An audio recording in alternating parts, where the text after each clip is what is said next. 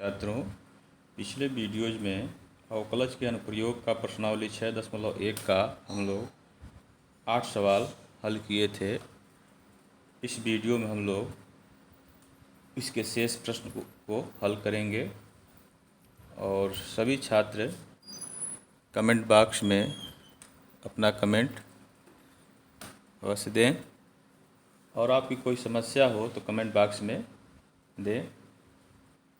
तो देखें प्रश्नावली 6.1 का 9वां सवाल दिया है कि एक गुब्बारा जो सदैव गोलाकार रहता है कि त्रिज्या परिवर्तनशील है, त्रिज्या के सापेक्ष आयतन के परिवर्तन की दर ज्ञात करना है।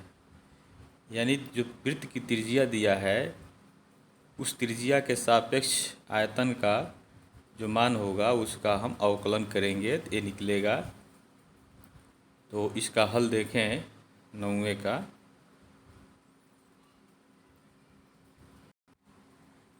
देखें इसमें ए इम्पॉर्टेंट है क्वेश्चन। इसमें मान लेंगे गुब्बारे का आयतन भी है तथा उसकी त्रिज्या आर है। त्रिज्या आर जो है 10 सेंटीमीटर प्रश्न में दिया हुआ है। आयतन का फार्मूला हम जानते हैं गुब्बारे का 4/3 पाई आर क्यूब होता है। अब इसी आयतन का त्रिज्या के सापेक्ष कह रहा है। अब तक हम लोग अवकलन एक्स के सापेक्ष अवकलन कर रहे थे, तो यहाँ त्रिज्या के सापेक्ष कर रहा है तो आर के सापेक्ष इसका अवकलन करेंगे तो dv/dr हो जाएगा और आर क्यूब का 3r हो जाएगा स्क्वायर। तो 3 पहले आ गया है 4/3 पाई आर स्क्वायर। अब इसी में जो मान दिया है उसको हम रख लेंगे। आर का मान 10 दिया तो इसमें 10 रख लिए तो 400 पाई आ गया। इसका मात्रक क्या होगा? चूँकि आयतन का दर है तो घन सेंटीमीटर प्रति सेंटीमीटर होगा। मतलब इसका त्रिज्या के सापेक्ष आयतन परिवर्तन की दर dv/dr होगा 400 पाई घन सेंटीमीटर प्रति सेकेंड। इसको आप नोट कर लें। 10वां देखिए दिया है कि एक 5 मीटर लंबी सीढ़ी दीवार के सहारे झुकी है। सीढ़ी का नीचे का सिरा जमीन के अनुदिश दीवार से 2 सेंटीमीटर प्रति सेकंड की दर से खींचा जाता है। यानी उसका निचला सिरा पकड़ के खींचा जाता है तो 1 सेकंड में 2 सेंटीमीटर वो खसकता है। दीवार पर इसकी ऊंचाई किस दर से घट रही है जबकि सीढ़ी के नीचे का सिरा दीवार से 4 मीटर की दूरी पर है। तो इसका देखें हल। अब आप देखिए ये दीवार है ए बी और ये सीढ़ी है। ए सी जो है सीढ़ी है। सीढ़ी का निचला सिरा ए सी है और इस दीवार से 4 मीटर की दूरी पर है, आपके प्रश्न में दिया था। और सीढ़ी की लंबाई जो है 5 मीटर दिया हुआ है। तो ए बी की ऊंचाई किस दर से घटेगा? जैसे जब यह खींचेंगे तो वो ऊंचाई दीवार की घटती जाएगी, तो किस दर से घटेगा यही पूछ रहा है। तो बी सी जो है मान लेंगे x मीटर और dx/dt यह जो है जो सेंटीमीटर पर सेकंड दिया है वह घटने का दर है। तो dx/dt जो है 2 सेंटीमीटर पर सेकंड है। अब दीवार की ऊंचाई ए बी को हम y मान लेंगे, y मीटर। और पाइथागोरस प्रमेय से हम जानते हैं कि यह बी सी का स्क्वायर प्लस ए बी का स्क्वायर जो है ए सी के स्क्वायर के बराबर होता है। तो यहाँ जो है यह हो जाएगा x² + y² बराबर 25। अब देखें इसका t के सापेक्ष अवकलन कर देंगे तो 2x dx/dt + 2y dy/dt = 0। 25 का अवकलन 0 हो जाएगा। फर्स्ट समीकरण हो जाएगा। अब आप देखें जब ये फर्स्ट हो गया तो x का मान जब 4 होगा जो दीवार से और सीढ़ी के निचला सिरा के बीच की दूरी 4 है, तो जब x 4 होगा तब y कितना होगा? तो देखें इसी में रखेंगे इस संबंध में तो y का मान आ जाएगा 3 मीटर। ठीक है। चूँकि dx/dt जो है सेंटीमीटर में दिया है तो इसको हम सेंटीमीटर में बदल लेंगे 3 मीटर को, तो 300 मीटर हो जाएगा। ठीक है।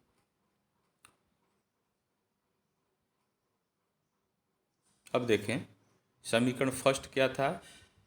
समीकरण फर्स्ट आपका यह है। इसमें जो है यक्स का मान रखेंगे, यक्स 4 मीटर था तो सेंटीमीटर में बदलेंगे तो 400 हो जाएगा, तो 2 गुणे 400 और डी एक्स बटे डी टी 2 है, ठीक है, वो दिया है, और 2 और वाई का मान 300 और D y upon d T निकालना है। तो इसको हल करेंगे।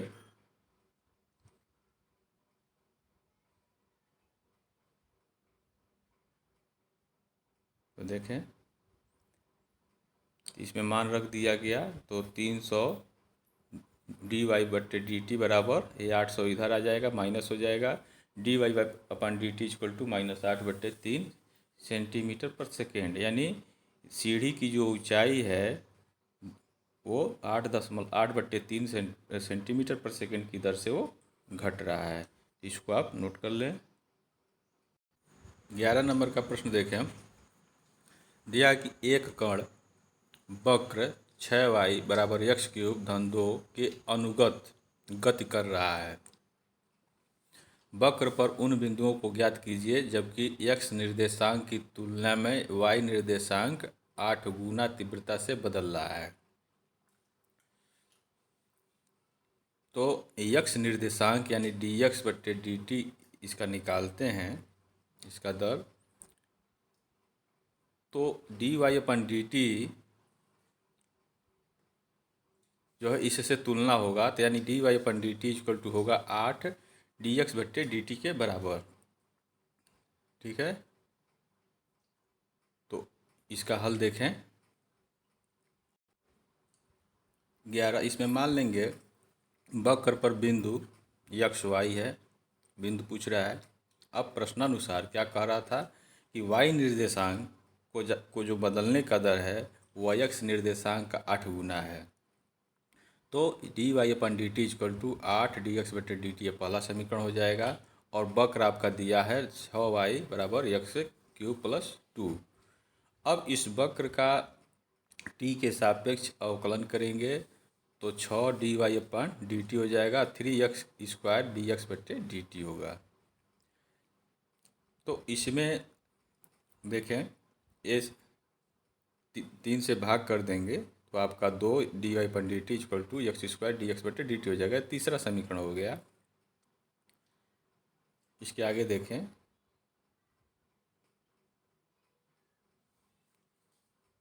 समीकरण 3 में 1 से भाग करेंगे, देखें ये भाग करते हैं तो 6y दिया हुआ है और उससे भाग करना है। इसमें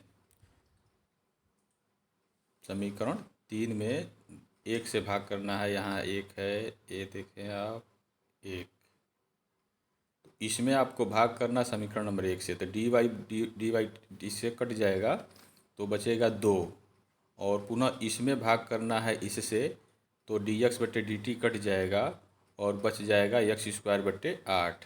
तो x² बराबर 16 हो जाएगा और x का मान जो है ±4 हो जाएगा। अब x बराबर ±4 समीकरण नंबर 2 में रखेंगे। समीकरण नंबर 2 में जो वक्र का समीकरण दिया हुआ है उसी में रखा जाएगा। 6y बराबर x³ + 2 में रखा जाएगा। तो देखें 6y और x का मान प्लस माइनस आ गया, तब प्लस चिन्ह लेंगे तो 6y बराबर 4 का घन हो जाएगा (2), तो 64 (2) हो जाएगा। 6y बराबर 66, तो y बराबर 11 हो जाएगा।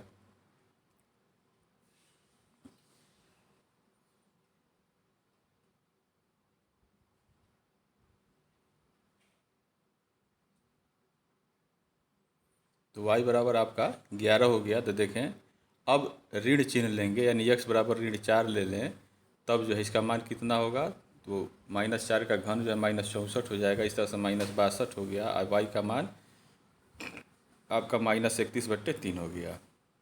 तो जब x का मान 4 रखे थे तो y का मान 11 मिला था, तो पहला बिंदु हो गया 4 11। और जब x का मान -4 रखे हैं तो y का मान -31/3 हो गया, तो दूसरा बिंदु हो गया। इसको आप नोट कर लें। 12 नंबर का प्रश्न देखें, इम्पॉर्टेंट सवाल है।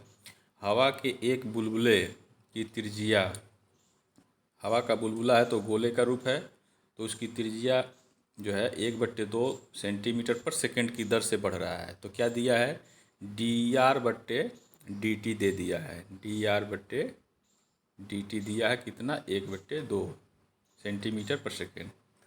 बुलबुले का आयतन किस दर से घट रहा है, यानी बुलबुले का आयतन अगर भी हो तो dv/dt पूछ रहा है कि आयतन जो है किस दर से बढ़ रहा है, जबकि त्रिज्या उसका दिया हुआ 1 सेंटीमीटर, उसकी त्रिज्या जो है 1 सेंटीमीटर दिया हुआ है r बराबर।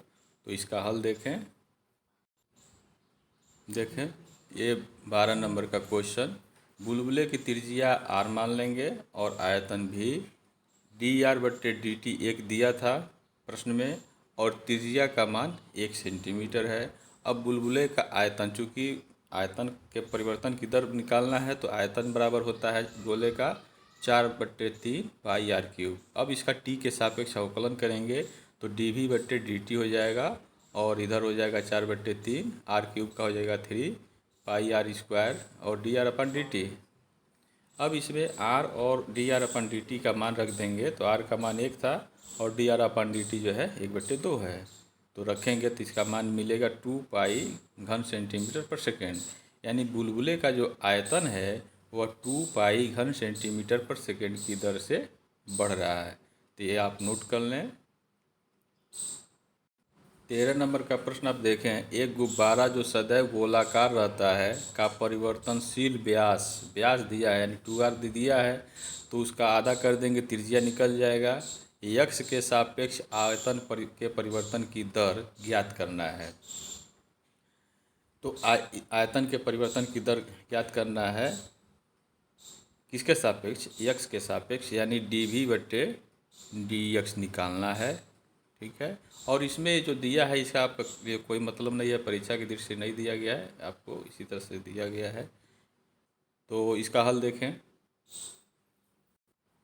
13 देखें, गुब्बारे का आयतन मान लेंगे v और त्रिज्या r, तो व्यास हो गया, इसका आधा कर देंगे तो त्रिज्या निकल जाएगा 3/4 2x+1 हो जाएगा, और गुब्बारे का आयतन का फार्मूला होता है 4/3 पाई r³। अब इसका यक्स के सापेक्ष अवकलन करेंगे, यही ध्यान देना है किसके सापेक्ष निकालना है, तो उसी के सापेक्ष उसका अवकलन करेंगे तो dv/dx हो जाएगा 4/3 पाई 3r² dr/dx हो जाएगा। अब इसमें आप जो है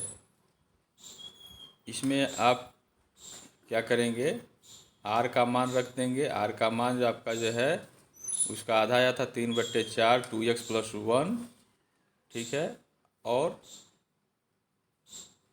यहाँ r रख करके उसका x के सापेक्ष अवकलन कर देंगे d/dx। ठीक है, तो इसको हल करेंगे तो देखें इस 4 से 4 एक कट जाएगा और बचेगा 3 3 9 यहाँ, और इसका वर्ग करेंगे तो आपको मिल जाएगा 4 पाई इंटू 9/16 और 2x+1 का होल स्क्वायर, और फिर यह 2 से यह 4 कटेगा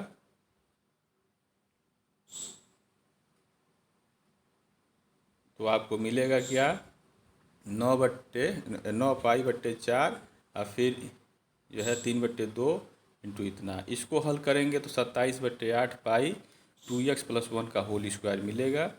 तो यही जो है बुलबुले का आयतन है जो इस दर से बढ़ेगा।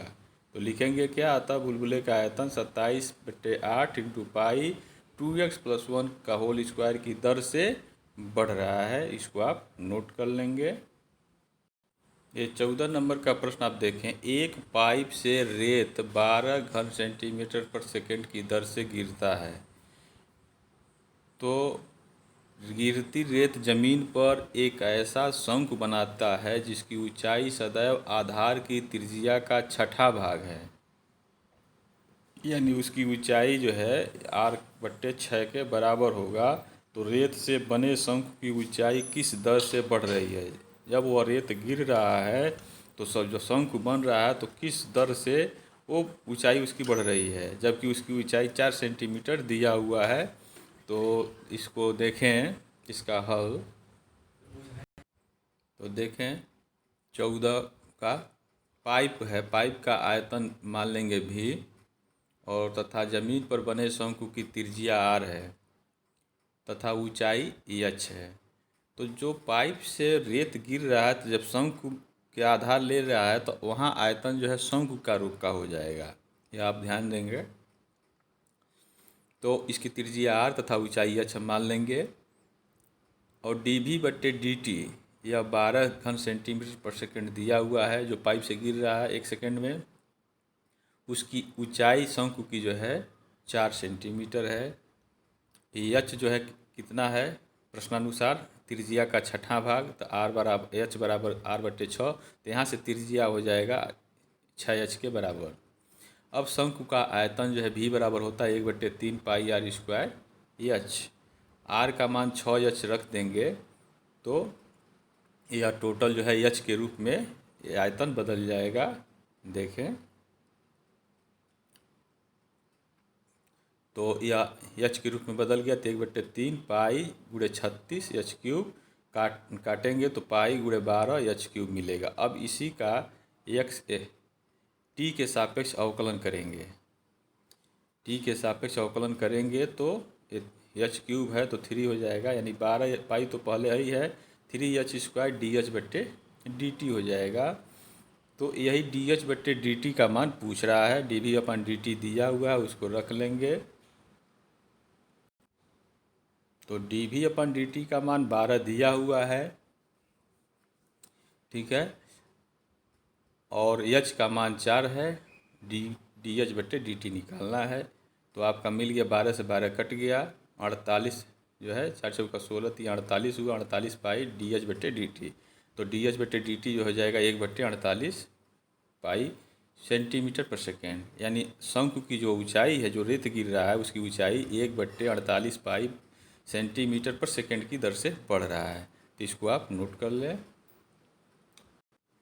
ये 15 देखें दिया है, एक वस्तु की x इकाइयों के उत्पादन से संबंध कुल लागत cx रुपए में है। cx का मान आपका ये दे दिया हुआ है, ठीक है। से प्रदत्त सीमांत की लागत ज्ञात कीजिए, लागत ज्ञात कीजिए, जबकि 17 इकाइयों का उत्पादन किया गया। x का मान कितना दिया है, 17। तो इसमें करना क्या है, आपको कुछ नहीं करना है। इसमें इस cx का आपको x के सापेक्ष अवकलन कर देंगे तो वह उसका सीमांत आय या लागत निकल जाएगा, और जहाँ जहाँ x होगा वहाँ 17 रख देंगे तो इसका हल हो जाएगा। ये इम्पॉर्टेंट सवाल है, बोर्ड परीक्षा में प्रायः पूछा जाता है। इसके बाद अगला सवाल देखें, इसका हिंट दे दिए, आप स्वतः इसको करेंगे। 16 नंबर का प्रश्न देखें, ये भी इम्पॉर्टेंट प्रश्न है। किसी उत्पाद की x इकाइयों के विक्रय से प्राप्त कुल आय rx रुपए में दिया हुआ है। देखें 13x² + 26x + 15 से प्रदत्त है, सीमांत आय ज्ञात कीजिए, जबकि x का मान ये 7 दिया हुआ है। तो वही सवाल यह भी है बिल्कुल, तो इसको आप उसी तरह से कर सकते हैं। इसका हल देखें,